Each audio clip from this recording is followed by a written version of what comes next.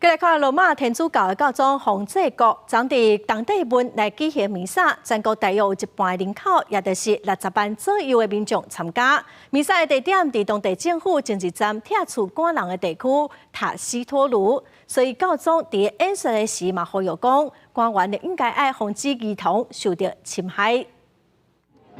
教宗洪济各伫当地文举行弥撒，信众组织伫塔西托鲁海滨公园，这个人口130万，大约有60万人来参加。随风散者，当地文的人民信仰是真坚定。自16世纪初，葡萄牙的探险者到了后，这片土地大部分的人拢是信天主教，目前当地文97%是天主教徒。洪济各到当地文的头一天，针对这个神职人员涉嫌性侵囡仔的歹代，呼吁官员爱阻挡囡仔受到侵害。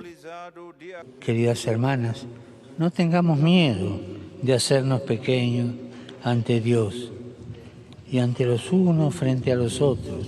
弥撒地点塔西托鲁无偌久之前才发生当局拆掉附近的厝体，赶走大约90人。居民表示对外地来遮找头路，起厝了后就伫遮生活。政府表示居民占地家己起厝，并毋是土地所有权人，而且因早就知影2023年9月份才着清场。Estuve pensando mucho qué es lo mejor que tiene Timor.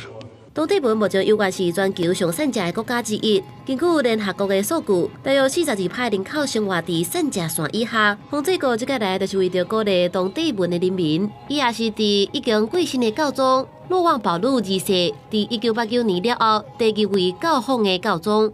洪济各11飞去新加坡，也是这届亚洲之行的最后一站。国视新闻黄云玲编译。